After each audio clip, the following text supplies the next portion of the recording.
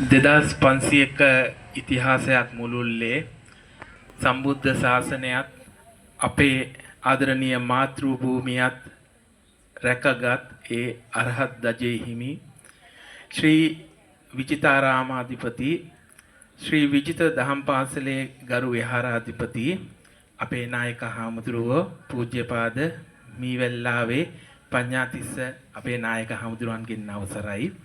ඒ වගේම පේරාදෙණිය විශ්වවිද්‍යාලයේ ඉගෙනුම ලබන හුරුළුවැව පඤ්ඤාරත්න ස්වාමින් වහන්සේගෙන් අවසරයි. ඒ වගේම පැමිණ සිටින සම්භාවනීය අමුත්තන්ගෙන් අවසරයි. ඒ වගේම අපේ මේ කාර්ය දෙවුර මත තබාගෙන මේ සියල්ල සංවිධානය කරපු අපේ දහම් පාසලේ විදුහල්පතිතුමා ප්‍රමුඛ ආදරණීය ගුරුමෑණිවරුන් ගුරු පියවරුන්ගෙන් අවසරයි. ඒ වගේම ආදරණීය ප්‍රදේශවාසී අම්මලා තාත්තලා ඒ වගේම දරුදරියන්ගෙන් අවසරයි. මං හිතන්නේ අපේ උරුමය අපේ කම අපිට අමතක වෙන මොහොතක අපේ නායක හාමුදුරුවෝ ලොකු කාර්යභාරයකට අත තියලා තියෙනවා.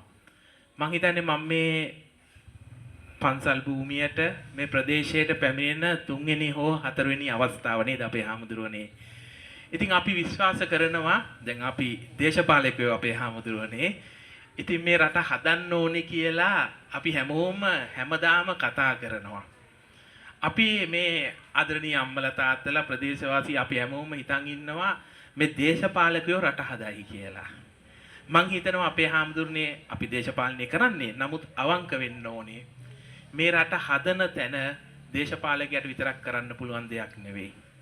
මේ රට හැදෙන්න ඕනේ පන්සලෙනුයි ඉස්කෝලෙනුයි. මේ රට හදන්න පුළුවන් වෙන්නේ අපේ පන්සලේ ලොකු හාමුදුරුවන්ටයි ඉස්කෝලේ ගුරුවරුන්ටයි. ඇයි මං එහෙම කියන්නේ? මේ රට හදන්න නම් අපේ මඩිහේ පඤ්ඤාසීය මහා නායක හාමුදුරුවෝ කිව්වා අපේ හාමුදුරුවනේ මිනිහා හදන්න නැතුව රට හදන්න බෑ කියලා. මිනිහා හදන්න නැතුව රට හදන්න බෑයි කියලා මඩිහේ මහා නායක හාමුදුරුවෝ කිව්වා. ඉතින් එහෙම තැනක මට හිතෙනවා මිනිහා හදන්න නම් මේ මිනිස්සයා හදන්න නම් කාටද පුළුවන්? ඒක අපේ හාමුදුරනේ දේශපාලඥයාට කරන්න පුළුවන් වැඩක් නෙවෙයි. මිනිහා හදන්න පුළුවන් වෙන්නේ හාමුදුරුවන්ට, මහා සංඝරත්නයට. මේ මිනිසා කුඩා දරුවෙක් කියලා ඉන්නකොට ඌව හදන්න පුළුවන් වෙන්නේ ගුරුවරයාට, ගුරුතුමියට, ගුරුමෑණියන්ට, ගුරු පියාණන්ට. ඒ නිසා තමයි මං කියන්නේ මේ රට හදන වැඩේ පටන් ගන්න ඕනේ පන්සලෙනුයි ඉස්කෝලෙනුයි. ගුරුවරයාට සහ භික්ෂුවට තමයි ඒකේ මහා බරක් තියෙන්නේ. ඉතින් මං හිතනවා එහෙම තැනක ඒ තමන්ගේ ඓතිහාසික වගකීම අතහරින්න නැතුව අපේ ලොකු හාමුදුරුවෝ ලොකු කාර්යභාරයක් කරනවා. මට මතකයි අවුරුද්දටත් මම මේ පන්සලට ආවා අපේ හාමුදුරුවනේ. මීට කලින් වැඩසටහන් ගණනාවකටම ආවා. ඒ ආවම මටත් හිතෙන්න ගන්නවා දේශපාලකයෝ වශයෙන්ුත් අපි වැරදි තැනින් මේක අල්ලන් ඉන්නේ. පාර්ලිමේන්තුවෙන් රට හදන්න බෑ අපේ හාමුදුරුවනේ. පාර්ලිමේන්තුවේ අනපනත් සම්මත කරගන්න පුළුවන්. ඉදරයිටලා සෙන්කෝලි උස්සන් දුවනවා. ඔහොම වැඩක් වෙනවා. හැබැයි මේ රට හදන වැඩේ පටන් ගන්න ඕනේ පන්සලෙන්. ඒ නිසා මේ ආදරණීය අම්මලා තාත්තලාට මේ දරුවන්ගෙන් මං ඉල්ලා සිටින්නේ ඒ අපේ නායක හාමුදුරුවන්ගේ හේවනේ හැදෙන්න ඕනේ. ඒ හේවන තමයි අපිට ශක්තිය දෙන්නේ. ඒ හේවන තමයි මෙතන ඉන්න දරුවෝ වෛද්‍යවරු වෙන්න පුළුවන්, ඉංජිනේරුවෝ වෙන්න පුළුවන්, ව්‍යාපාරිකයෝ වෙන්න පුළුවන්, විවිධ ක්ෂේත්‍ර වලට යන්න පුළුවන්. හැබැයි ඔබ කුමන මිනිස්සෙක්ද කියන එක, ඔබේ හදවත, ඔබ කවුද කියන එක, ඔබ මාතෘ භූමියට ආදරය කරන දේශප්‍රේමී මිනිස්සෙක්ද කියන එක නිර්මාණය වෙන්නේ පන්සලෙන්. ඒ හැඩේ හදලා දෙන්නේ පන්සලෙන් අපේ නායක හාමුදුරුවෝ. මං හිතන්නේ මේ අපි ඉන්නේ වීර භූමියක නේ? ඉතිහාසයේ දෙවන්ත සටනක් වෙච්ච භූමික. දැන් මුල් ඒරියාව ගිවම අපිට මතක් වෙන්නේ අපේ හාමුදුරුවනේ අර මානසික රෝහලනේ. සුද්දා සැලසුම් සහගතව තමයි මේ මානසික රෝහලක් ගෙනල්ලා මුල් ඒරියාවේ අතෑරියේ. ඇයි? මේ පෘතුගීසි, ලන්දේසි, ඉංග්‍රීසින්ගේ ඉතිහාසයේ සමස්ත ඉතිහාසයේම දෙවන්තම පරාජය. අපි අහලා තිනවා කටේ කිරි සුවඳ පවා යන්ට බැරි වුණා. රටට උපන් කුඹුරිඳුයයි නමක් ඇති වුණා. මුල්ලේරියා වෙලේ වතුර ලෙයට හැර වුණා. ටිකිරි කුමරු රාජසිංහ නමින් රජ වුණා. මේ ඉතිහාසයේ වීරත්වය අද අපේ දරුවන්ට දැනෙනවද? මේ පුංචි දරුවෝ පුතාලා දුවලා ඉන්නවා. ටිකිරි කුමාරවරු මේ ඉන්නේ අපේ හාමුදුරුවනේ. ඒ උරුමය අපිට දැනෙනවද? නෑ. ඒක අපෙන් ඈත් කරා. එහෙනම් අපේ හාමුදුරුවනේ ඔබ වහන්සේලාට ලොකු කාර්යභාරයක් තියෙනවා මේක වෙනස් කරන තැන මූලිකත්වය ගන්න. මම හිතන්නේ ඔබ වහන්සේ ඒක අරන් තියෙනවා. අපිට ලොකු ආඩම්බරයක්, අපිට ලොකු සහනයක් දේශපාලකයෝ හැටියට මෙවන් පරපුරක් ඔබ වහන්සේලා නිර්මාණය කරන එක. අපේ පොඩි හාමුදුරුවෝ එස්මහින්ද හාමුදුරුවන්ගේ කවියක් කියපු හින්දා මටත් පොඩි කවියක් මතක් වුණා අපේ හාමුදුරුවනේ. මේ අපේ භික්ෂුවගේ කාර්යභාරය ගැන කියවන එස්මහින්ද හාමුදුරුවෝ සහන ලැබෙන තුරු ලංකා දීපයට ගහන ගැහිලි හමුවේ සිහ වෙසින් සිට නහන රුපුන් නහමින් යමි ඉදිරියට මහනකමත් බන දහමත් එයයි මට. එස්මහින්ද හාමුදුරුවෝ ලියනවා මහනකමත් බන දහමත් එයයි මට කියලා. මේ කියන්නේ අපේ උරුමය අපේ හාමුදුරුවනේ.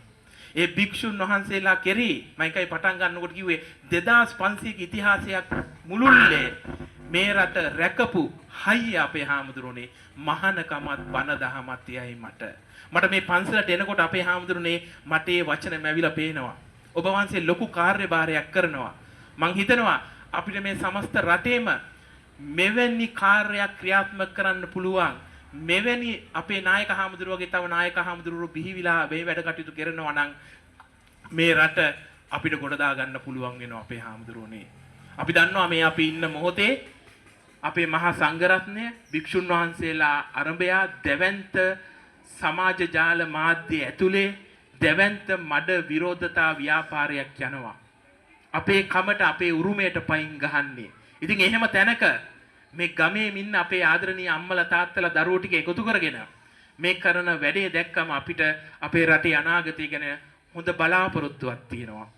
ඉතින් මම ඒ නිසා ආරාධනා කරනවා මේ අපේ ආදරණීය අම්මලා තාත්තලාට විශේෂයෙන්ම අපේ මේ පුංචි දරුවන්ට අපේ උරුමය අපේ කම අපි කවුද කියන එක මේ පන්සලේ ඔබ විශ්වවිද්‍යාලේ හෝ අනාගතයේ පාසලින් එළියට යන තාක්කල් මේ පන්සලත් එක්ක අපේ නායක හාමුදුරුවන්ගේ හේවණේ ඉඳලා ඒ උරුමය ලබා ගන්න.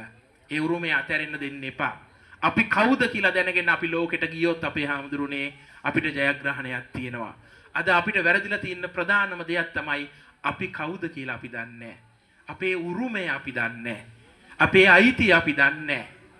මම හිතන්නේ අපේ පොඩි හාමුදුරු ලස්සන්ට එක මහින්ද හාමුදුරුන්ගේ කවි පෙළකින් ඉදිරිපත් කරා.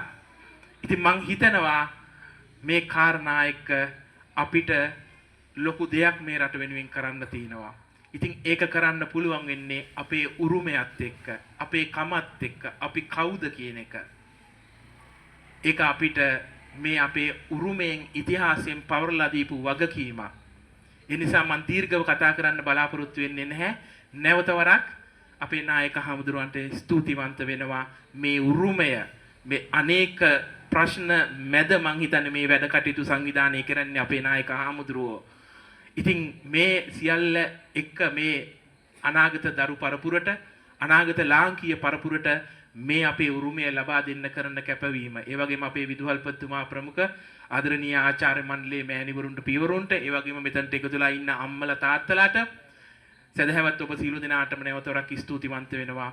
අපි පන්සලත් එක්ක ගැට ගැහෙමු. අපේ කමත් එක්ක අපේ උරුමයත් එක්ක අපි ගැට ගැහෙමු. එහෙම වුණොත් අපිට මේ රට සහ මේ ලෝකයේ ජයග්‍රහණය කරන්න ඉතාමත් පහසු වෙනවා. ඉතින් එහෙනම් මම වැඩි කාලයක් ගන්නෙ නැතුව ඔබ සියලු දෙනාටම නැවතවරක් ස්තුතිවන්ත වෙමින් මගේ වචන ස්වල්පය අවසන් කරනවා. තෙරුවන් සරණයි.